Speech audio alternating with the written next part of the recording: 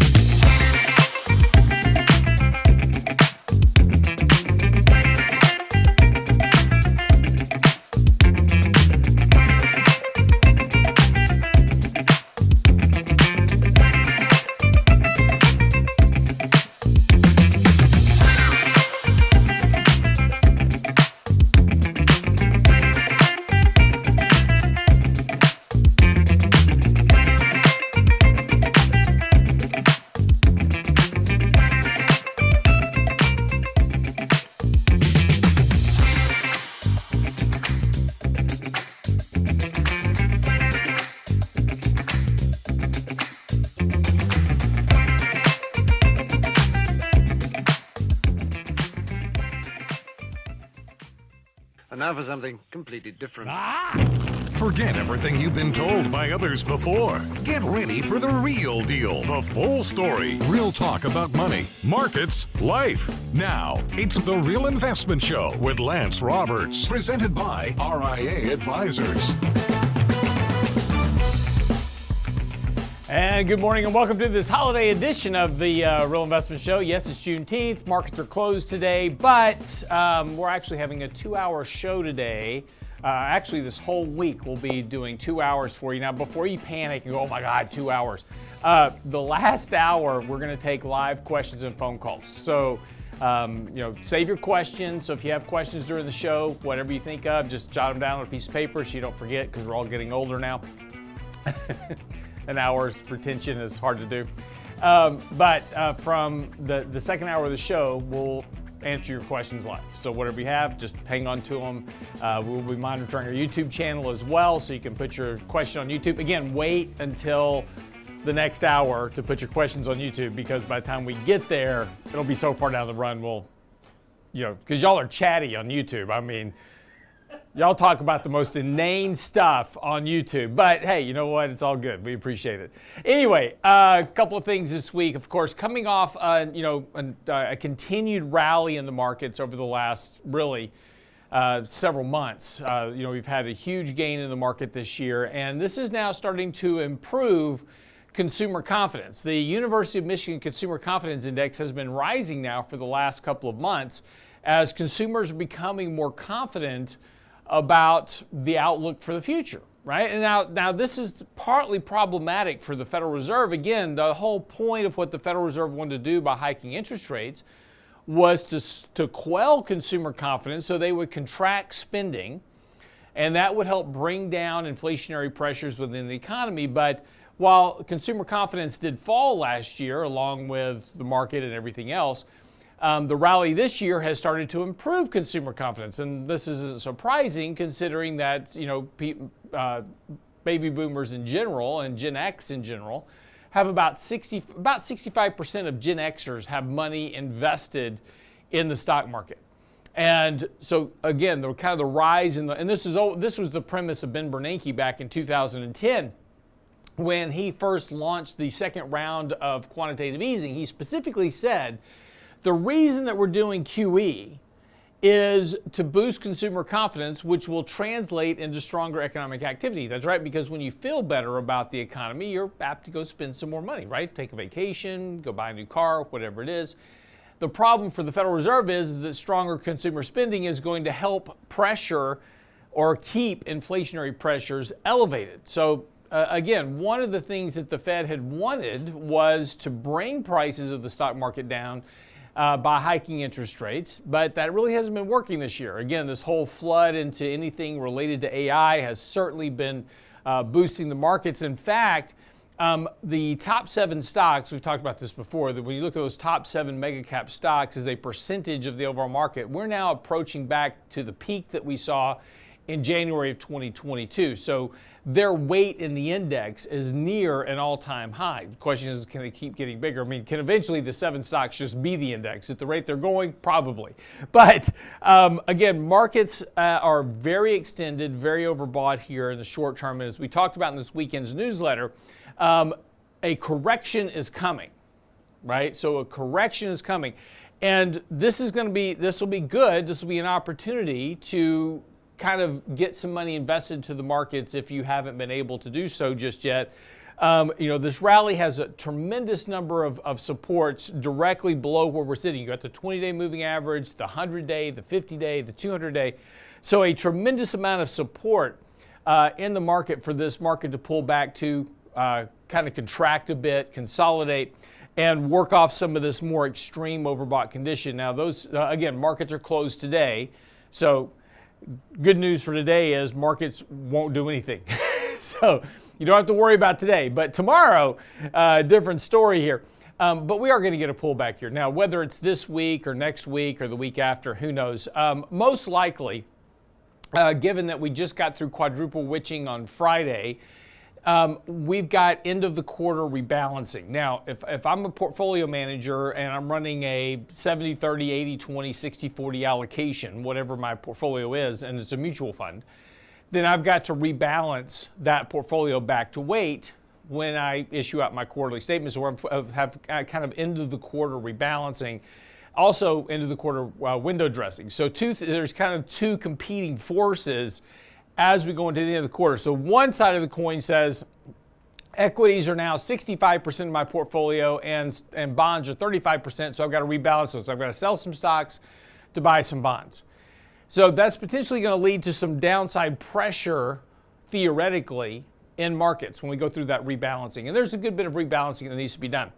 The competing pressure for that, though, is that you've got a lot of mutual fund managers going into the quarter that are not heavily long all these AI stocks. So there's going to be a potential push here to add weight to some of these AI-related stocks. So at one point, you've got a group of managers that have to reduce equity. At the same time, though, they're going to have to shift some of that equity exposure into these stocks. So yes, there may be selling pressure in the markets, but there may be buying pressure in those AI-related stock-specific areas. So again, it'll be a broader rotation. Markets could correct on the overall surface, but some of these AI stocks may not correct as much as you might be expecting here because of that rebalancing. We'll see what happens, but this is that kind of end of the quarter thing that we run into. So again, that's coming up. We're also about to jump right back into earnings season. We just got through earnings. It just seems like we just finished earnings season.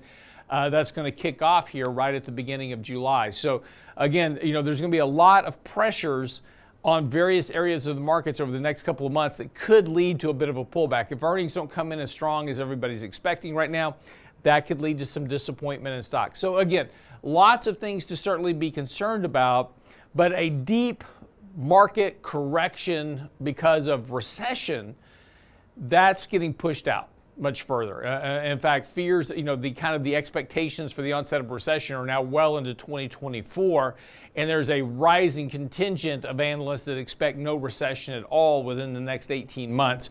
And this is because of these improving underlying issues, right? If consumer confidence is improving, typically that leads a trough in economic activity. Again, if consumers feel better about their situation, what are they going to do? They're going to go buy stuff.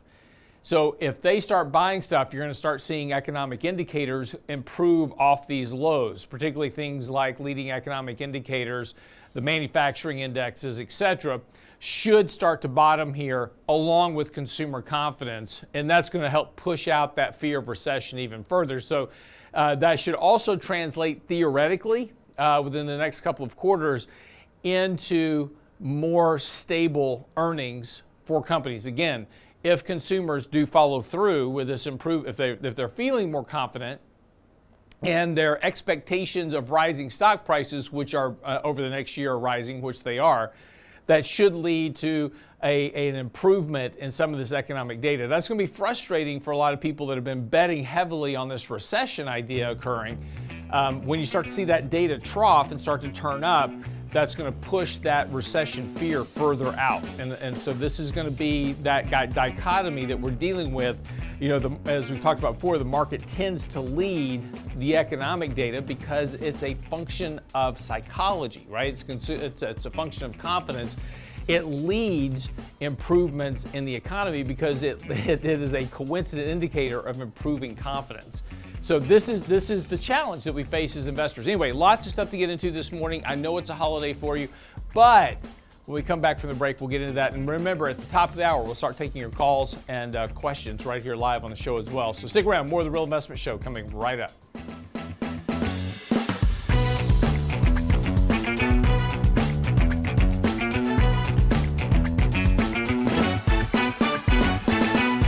Get daily investment news you can use, delivered at the speed of the internet at realinvestmentadvice.com.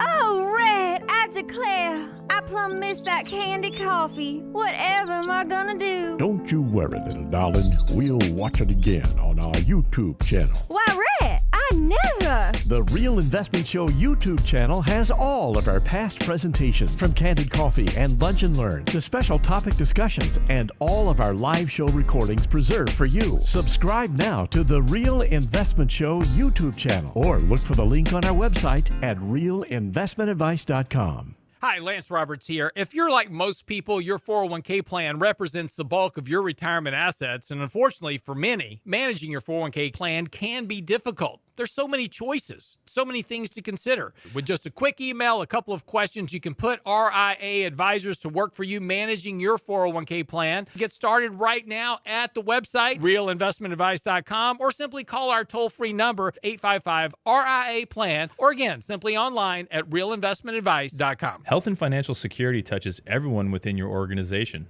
Offering benefits for all doesn't need to be complicated. Hi, I'm Tom Allen, Senior Benefits Consultant at RIA Advisors. RIA Benefits provides independent expertise to find solutions that speak to the mission of your business, the culture you want to establish, and the budget you are able to work within. Book a free consultation with me at realinvestmentadvice.com/retirement, and we'll find a solution that takes care of your most important asset, your people. realinvestmentadvice.com/retirement, realinvestmentadvice.com. And now, another page from the Real Investment Advisors Investing Manifesto. Bulls win in bull markets. Bears win in bear markets. Eagles soar above and take advantage of opportunity. Let us help you soar as you reach your financial goals with RIA Advisors. Neither bull nor bear. RIA Advisors, 281-501-1791, or online at realinvestmentadvice.com. The Real Investment Show.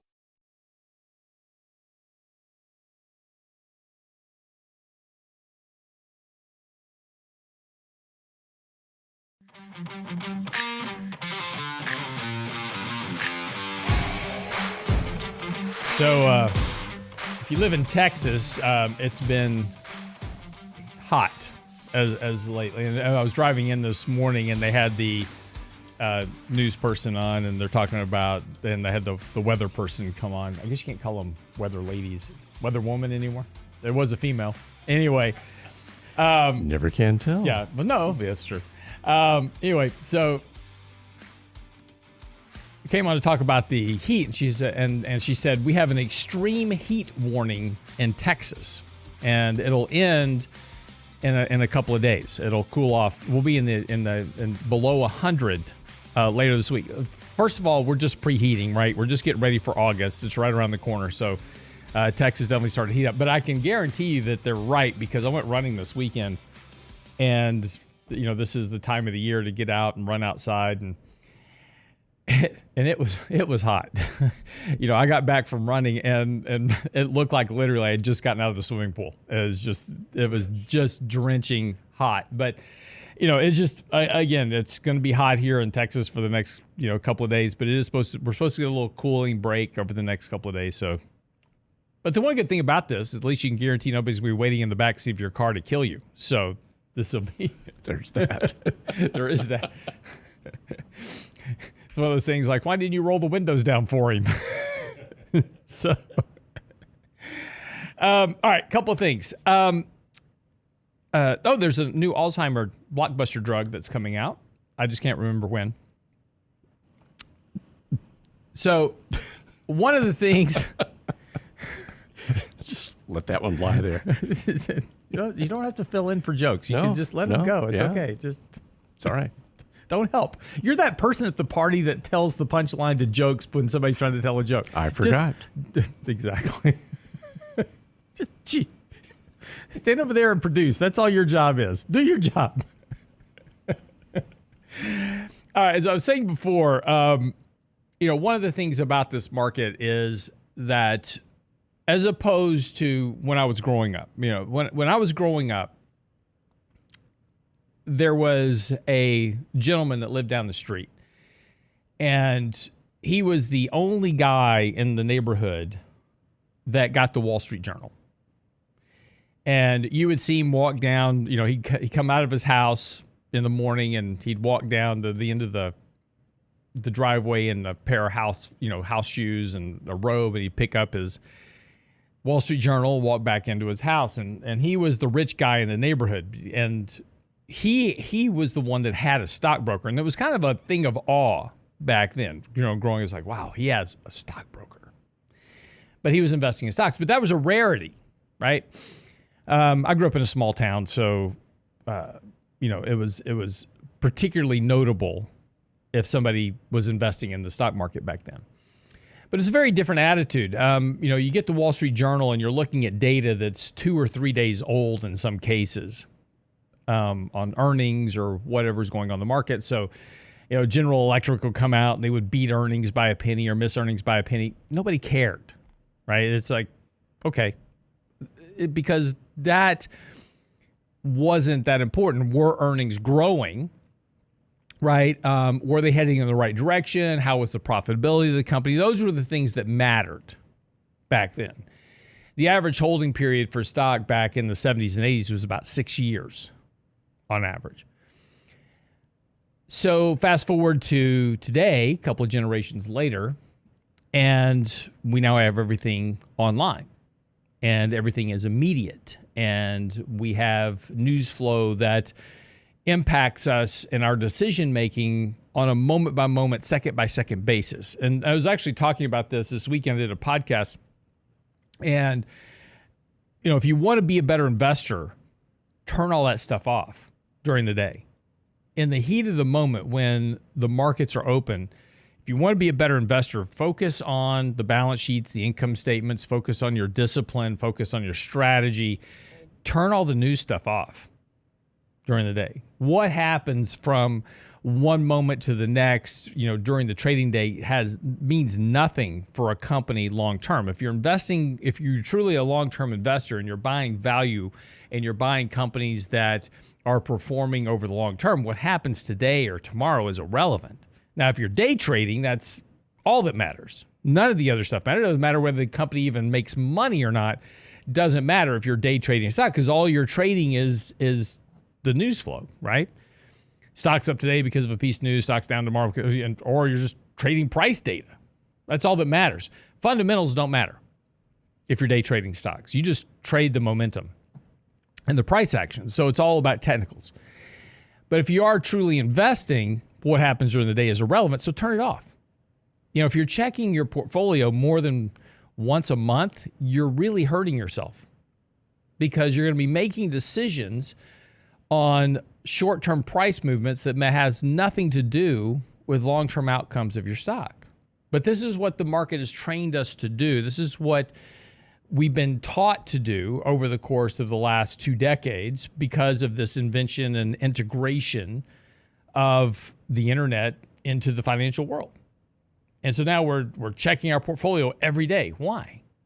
All it's doing is it's not making you any wealthier or poor. It's just raising your anxiety and giving you more stress. So why do you check it every day? When you get your statement, that's when you check it.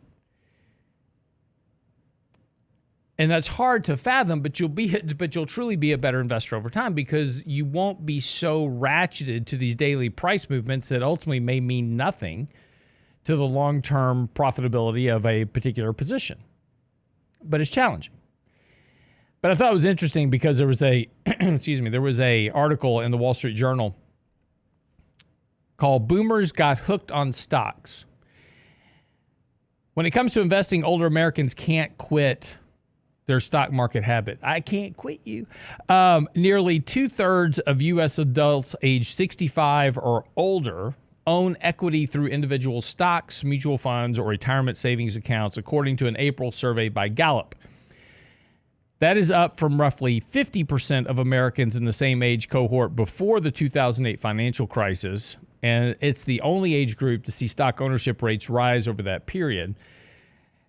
So, again, this is when as we were talking about at the beginning of the show, this is why Ben Bernanke and others have talked about the relationship between the stock market and consumer confidence.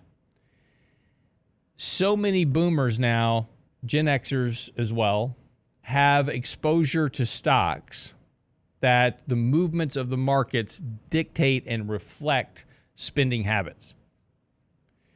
The stock market's doing well. I'm more confident because my portfolio value is up, so I can splurge. I can go buy that new vehicle, or I can go take this trip, or I can do this because the improvement in the value of my wealth offsets the cost that I'm going to expend on these particular issues, whatever it is, whatever I want to spend my money on. If the markets are down, I cut spending because I'm losing wealth, so I don't want to go spend money because the value of my portfolios are down. That's how it works. That's why, if you take a look at leading economic indicators, as an example, the stock market makes up part of the leading economic index because of the relationship between the market and consumer behavior. Why is that important, Bill? Because as we've talked about before, 70% of economic activity is driven, well, not exactly 70, but it's like 68 point something, but pretty close to 70% of economic activity is driven by what? Personal consumption. What we're doing, retail sales, buying houses, all that stuff. All the stuff that we do as consumers, that's what drives the economy. We're a consumer-driven economy, so the reflection and the impact of what happens in the financial markets has a very big weight about what happens within the economy. So the improving market this year, and this is going to be the hard part, as we were talking about at the beginning of the show, there's a lot of people still, they're like, this doesn't make any sense. The markets are going up. We're definitely going to have this recession because of higher interest rates. Maybe. There's certainly a lot of historical precedent that says that a 5.25%, if the Fed hikes next month, which there's a rising probability they'll hike rates in July. So if a 5.25% rate hike historically, especially at the aggressive speed that the Fed used over the last year, has always led to a recessionary outcome. And so we're all sitting around going, hey, you're going to have a recession. Certainly makes sense, right? Leading economic indicators, economic data, all of it, inverted yield curves, all point to a recession within the economy. But all of a sudden, the head scratcher becomes that the economic data begins to improve. You've had a very deep decline in economic data, and you've had economic data declining now for an extended period of time. I mean, we're starting to push in towards 18 months of this market that we've been talking about. Last January, not this past January, a year ago January, was when all this started. In March, the Fed hiked rates for the first time. So we're well past a year from the first rate hike. We're 18 months past the peak of the market, and we're over a year in terms of substantially weaker economic data. It's been a while. That will end for a variety of reasons. Consumer confidence may be suggesting that we're near a trough in that economic data than not. And why? Blame it on the boomers. Be right back after the break.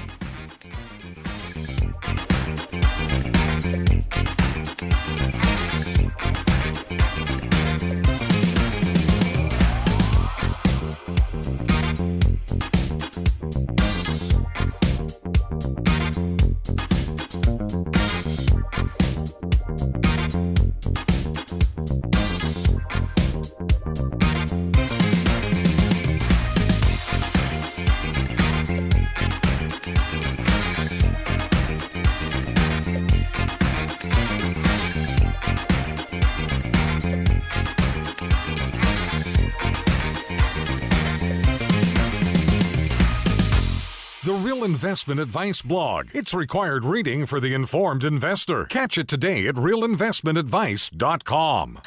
Oh, Red, I declare, I plumb missed that candy coffee. Whatever am I gonna do? Don't you worry, little darling. We'll watch it again on our YouTube channel. Why, Red, I never. The Real Investment Show YouTube channel has all of our past presentations, from Candid Coffee and Lunch and Learn to special topic discussions, and all of our live show recordings preserved for you. Subscribe now to the Real Investment Show YouTube channel, or look for the link on our website at realinvestmentadvice.com. Health and financial security touches everyone within your organization. Offering benefits for all doesn't need to be complicated. Hi, I'm Tom Allen, Senior Benefits Consultant at RIA Advisors. RIA Benefits provides independent expertise to find solutions that speak to the mission of your business, the culture you want to establish, and the budget you are able to work within. Book a free consultation with me at realinvestmentadvice.com/retirement, and we'll find a solution that takes care of your most important asset, your people. realinvestmentadvice.com/retirement, realinvestmentadvice.com. In 1999, a parafiduciary group of financial advisors were busted by corporate giants for trying to operate in their clients' best interest. These men promptly escaped from a high-cost margin environment to the Houston Energy Corridor. Today, still excoriated by their former employers, they survive as protectors of others' fortunes. If you have a problem about preserving capital, if no one else can help, and you can find them right here, maybe you should hire the RIA team. Can't catch the whole show now? Listen to our podcast later at realinvestmentadvice.com. My daughter came over this weekend. She was hitting my wife up. She's like, my nails are just really in bad shape. And of course, our other daughter hears the story that, oh, my sister's going to get her nails done. Well, I have to go too now. The Real Investment Show podcast. They go have lunch, and nails turns into hair highlights, and I get the bill. Yeah, inflation has hit the female population. It's going to take me a week's worth of work to get this thing paid off. So at realinvestmentadvice.com. They look very pretty now, by the way. They look like $1 million. And now, another page from the Real Investment Advisors Investing Manifesto. A passive investment portfolio requires active risk management. It's not a choice, it's necessity. Diversification doesn't protect against risk of loss. Let us actively help you reach your financial goals with RIA Advisors. Neither bull nor bear. RIA Advisors, 281-501-1791, or online at realinvestmentadvice.com. Real Investment Show podcasts are now available from Stitcher Smart Radio at Stitcher.com. Hi, Lance Roberts here. If you're like most people, your 401k plan represents the bulk of your retirement assets, and unfortunately for many, managing your 401k plan can be difficult. There's so many choices, so many things to consider. With just a quick email, a couple of questions, you can put RIA Advisors to work for you managing your 401k plan. It's a quick and easy application. Just simply click Ask a Question at realinvestmentadvice.com or give us a call at 855-RIA-PLAN. That's realinvestmentadvice.com. The Real Investment Show YouTube channel has all our videos ready for your easy access. Now with the new and improved Before the Bell report, plus each day's radio show. Subscribe and bookmark our YouTube channel at realinvestmentadvice.com. You're listening to The Real Investment Show.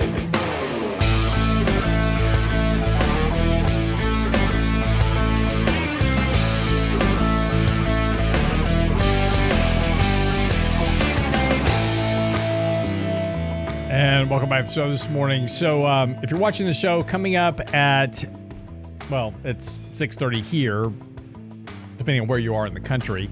But coming up the top of the hour, we're going to be taking your live questions and comments here. So either on our YouTube channel, so if you go to The Real Investment Show on YouTube, you can tune in there and put your question into live. Don't do it yet, because at 30 more minutes before we get to taking questions, it'll be too far down the list. I won't see it. Or we're going to give you a number to call, and you can actually call in live to the studio, and we can have a conversation about your question. And so we will do all that at the top of the hour. So save your questions, get top of that. James says that I'm not very good at accepting help, particularly when I don't think I need it. And that's a very true statement. I don't need help. If I can't figure it out, I just don't do it. It's a personal challenge. That's just the way it is. Anyway, not sure why he thinks I need help. Of course, my wife has been saying that for years. Every time she looks at me, she just shakes her head. She says, "You need help." Probably not entirely wrong. Anyway, investors can't agree whether the recent run-up looks like a prelude to an eventual bust. This has been one of the big topics of debate now for the last couple of months in particular, has been this run-up in AI-related stocks. And there is some reasonable similarities between this run-up in AI-related stocks and what we saw back in the dot-com era. Now, unfortunately, there's a whole contingent of investors that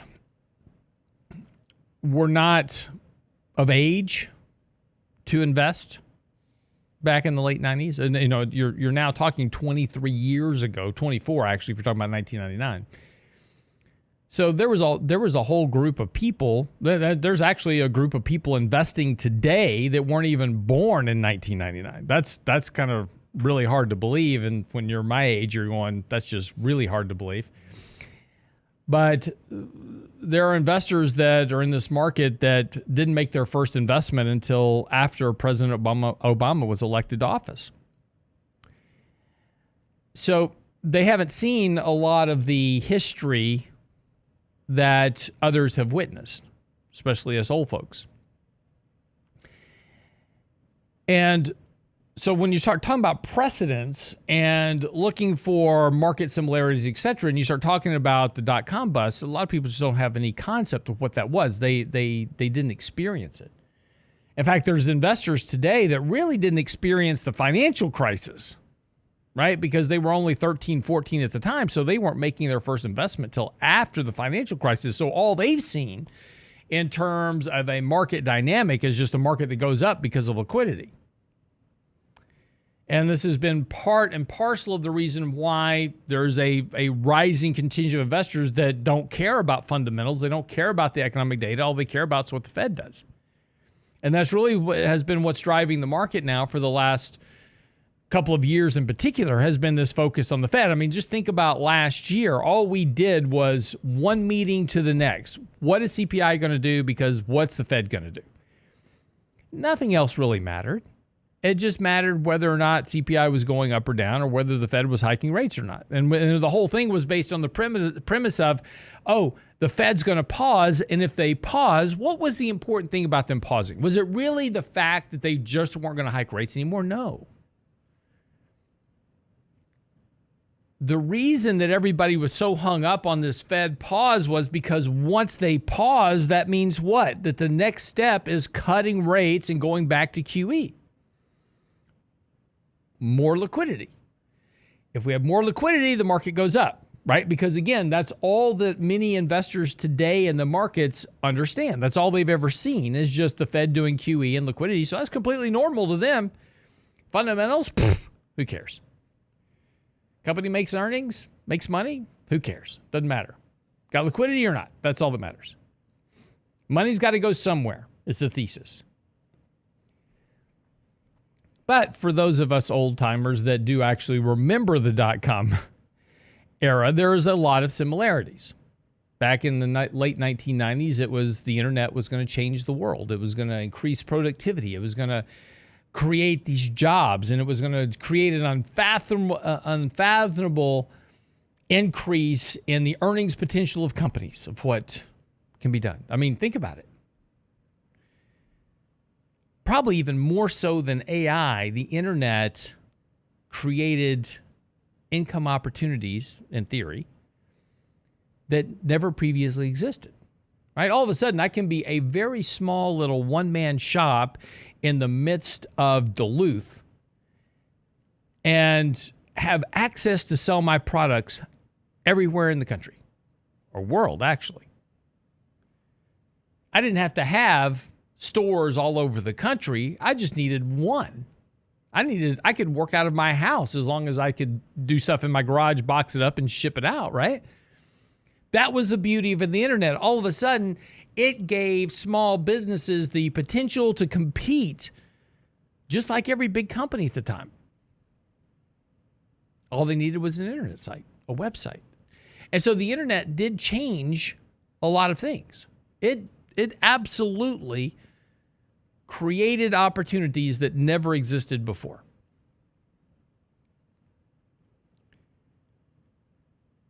So what happened? In 1999,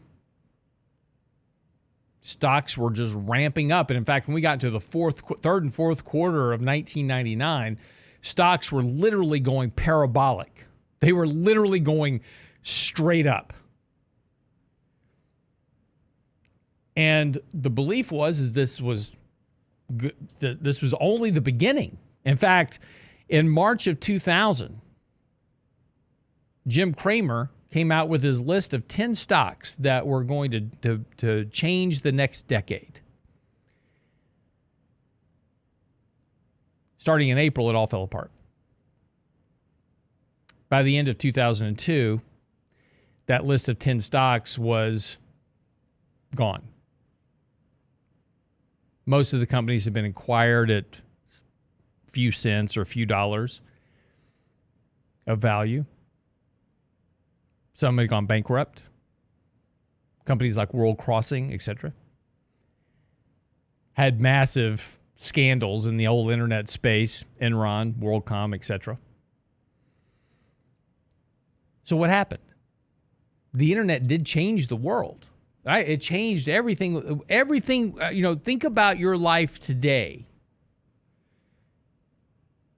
And let's just assume for a moment that let's just talk to the younger crowd, right? So if you were born from 1995 to present, think about you don't understand this as much as a Gen X does, but there was a time we didn't have the internet, right? You didn't have cell phones. You didn't have these things. So the internet changed all of that. Being able to pick up your phone and search something on the internet, that didn't exist when we were growing up, right? So the internet changed everything. So what happened? Why did everything fall apart? Well, it was because the expectation for these exponential earnings growths never matured. Yes, the internet changed the dynamic of the game. It put some businesses out of businesses. It created new businesses. But the expectation of exponential earnings growth never came to fruition. In other words, the valuations that companies were being priced at were so overvalued that the earnings could never grow fast enough to meet those expectations. Some of these companies that were expected to change the world as we know it failed entirely. Global Crossing is a good example. Lucent Technologies, others. There's other companies today that have never recovered back to their previous prices. JDS Uniphase, Cisco. If you bought JDS Uniphase or Cisco Systems at the peak of the market, you're still not back to even. Back to JDS Uniphase, we're close. The valuations were so astronomically overvalued that the reality of what occurred and the potential of what could occur were so skewed that there was no opportunity for recovery. And this is the problem we have today with AI. There's a lot of the same arguments. We were talking about companies back then saying this is a great idea, but in order for this company to justify their valuation, they will have to own 100% of whatever sector they're in. And of course, that was impossible. That was never going to happen. And so those companies had massive price declines, or they actually ceased to exist at some point. Today, we have that same thing. In order for some of these AI companies to justify their current valuations at 30 and 40 times price to sales, they would literally have to own their entire space. The problem is, as is always the case, is that profitability and opportunity lead to competition. So you can't own the entire space. And then what happened then and what will happen now is that as competition breeds, profit margins have to decline, as the only thing you have to compete on at that point is price. Who sells the cheaper competitive GPU? We'll be right back after the break.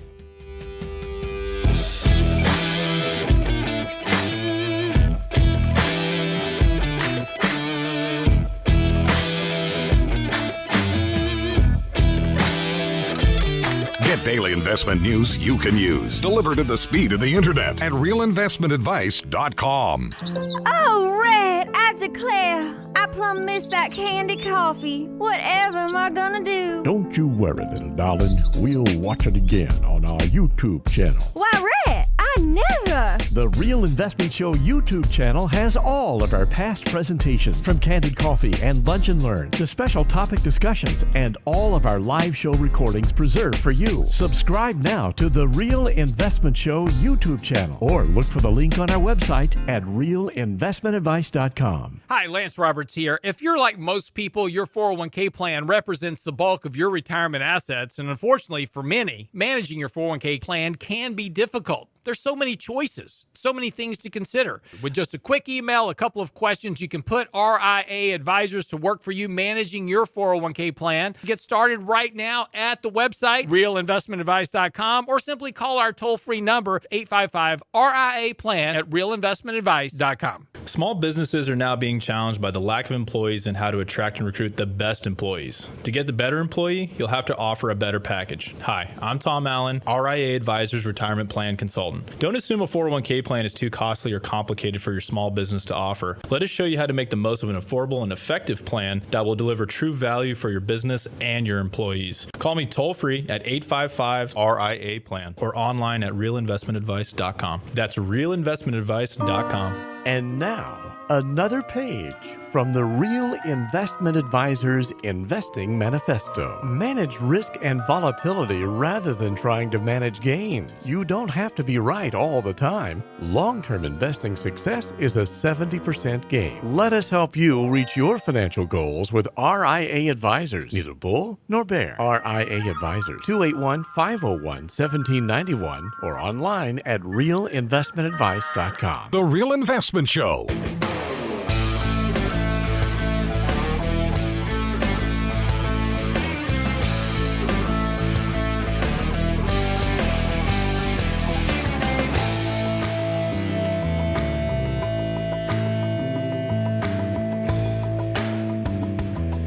And welcome back to the show this morning. So be sure and save your questions and comments. I'm getting a few questions on the YouTube channel right now talking about small business ETFs and commercial REITs. Hang on to those questions. We'll get to those here in the top of the hour. We'll spend the next hour going through your questions and comments specifically.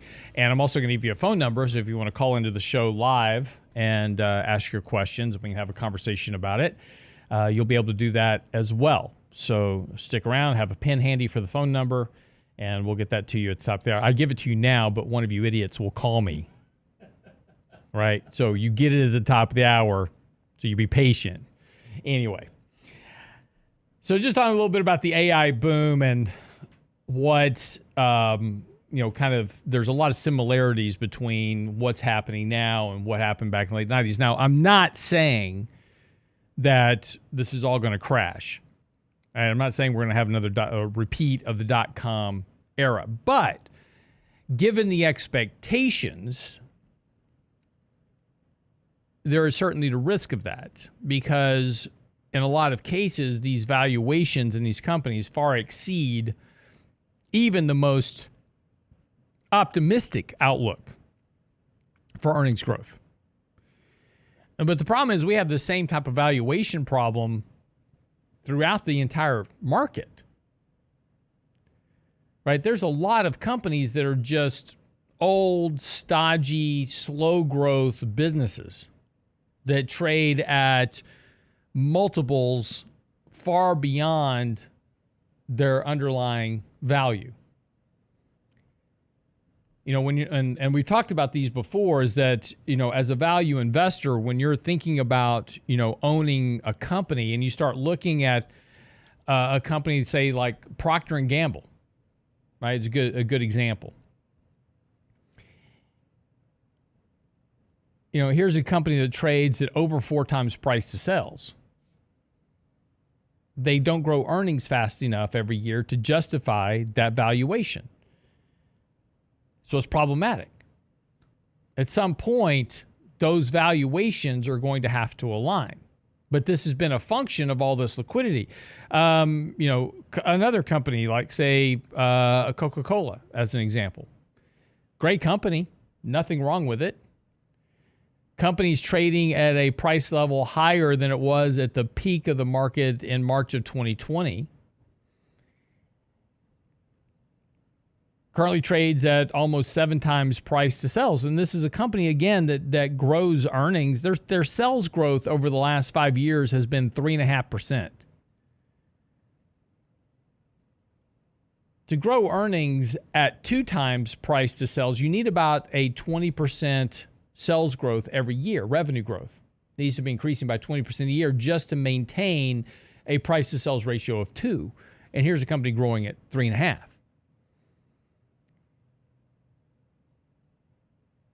And so this is the problem. McDonald's is another good example. I mean, we just go down the list, right? Here's McDonald's. They sell hamburgers and French fries. Their sales growth over the last 5 years was 0.3%. 0.3%. Their sales over the last quarter was only 4% sales growth. The stock trades at 9 times price to sales. It trades at a level where you normally find tech stocks that are growing revenue and sales at 20, 30, 40% a year. High growth companies. You've got McDonald's trading at 9 times price to sales. That will end in a very bad situation for McDonald's shareholders over the next decade. Either you have no growth in the stock and you collect a 2% dividend,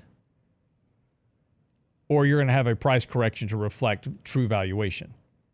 This is the problem, though, that we've had with liquidity. A lot of these numbers don't matter as long as investors are chasing liquidity. And this is the environment that we've got ourselves into. But eventually this becomes problematic. The company just simply can't grow sales fast enough to justify these valuations. This is where you start talking about companies that are trading at 4, 5, 6, 7, 8, 9 times sales. In order to justify that share price or that valuation, they have to return every cent of every dollar they make back to the investor, and that's kind of hard to do. You got to pay employees. But this is the detachment that we have right now between the markets and reality. Now, When does that change? Who knows, right? It's been 13 years now since the financial crisis, and it hasn't mattered because of liquidity. What's going to change? What's going to stop the liquidity flow from coming to the markets? I have no idea. So for right now, we just have to simply, kind of hold on to the bull, so to speak, and just ride until the bell. When that bell comes, I have no idea. It's certainly not 8 seconds. It's going to be a while. But this is the environment we've got ourselves into. And as I was saying earlier, there used to be a time that fundamentals mattered. Valuations mattered, and we invested based on things that mattered. And our holding period was 6 years, not less than 5 months, which it is today. And when you have a holding period of less than 5 months, fundamentals really don't matter. They really don't, because all you're trading is price momentum. And companies like Coke and McDonald's have a ton of price momentum behind them right now, because that's where money's hiding, right? And that's a function, as we've talked about before, of that passive indexing effect. A lot of investors don't own individual stocks, they own ETFs. So that's not really passive, right? Because they're buying and selling these ETFs, but they're buying ETFs. And again, when I buy the ETF, if I buy a consumer staple ETF, because I think staples are going to be in a defensive position for any type of market correction, or it might be safer, or I might be just buying the staple sector for the dividend yield because I want income in my portfolio, then that money flows into the top 10 stocks of that ETF. Same thing for technology, same thing for cyclicals, same thing for industrials, materials, etc., right?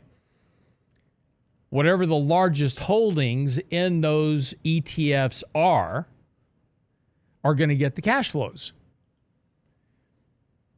And so this becomes the problem, is that these money flows are driving the movement in these stocks. So let's just take an example of XLP, right? XLP is the consumer staples sector of the S&P 500. Procter & Gamble, this is number one holding. 14% of the ETF is Procter & Gamble, followed by Pepsi at 10, Coca-Cola at 10, Costco Wholesale at 9.5, Walmart, Mondelez International, Philip Morris, and Altria Group. So we want exposure to staples in our portfolio because we think that in a market risk-off rotation, that's where money will hide. So what are the top 3 stocks in that sector? Procter & Gamble, top 4 stocks, Pepsi, Coca-Cola, Costco. Those 4 stocks make up 50%, almost 50% of the entire ETF. So for every dollar that goes into staples, 50 cents of every dollar goes into those top 4 stocks. That's why we own Procter & Gamble, Coke, and Costco. Great companies. And because of passive index flows, if you want staple exposure, those are the stocks you buy. And the reason is if you buy the other stocks, they don't get the money flows. And again, in a market driven by liquidity, you have to buy the stocks that have the flow of money, because guess what? That's what makes the price go up. If you buy all the stocks that have 1% exposure to these ETFs, they don't get any money flows, so they don't perform as well. That's just the game that we've gotten ourselves into. It's no longer about fundamentals, right? If it was about fundamentals, McDonald's would not be trading at 9 times price to sales with a sales growth over the last 5 years of 0.3%. This doesn't work. This is a stock that should be trading at probably a quarter of its current value to justify its valuation.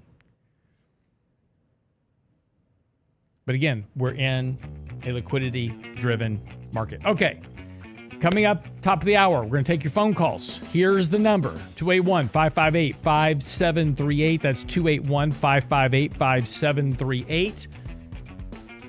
So feel free to give us a call, and we'll take your question live on air, answer your question. We'll also take your questions on our YouTube channel. So if you're not on our YouTube channel just yet, hop over to YouTube, look up The Real Investment Show, and put your question or comment into the YouTube channel. We'll try to monitor everything as best we can and get to all your questions and answer them live coming up here in just a few minutes. Get by the website. Our latest newsletter is out on the website as well, realinvestmentadvice.com. Be right back.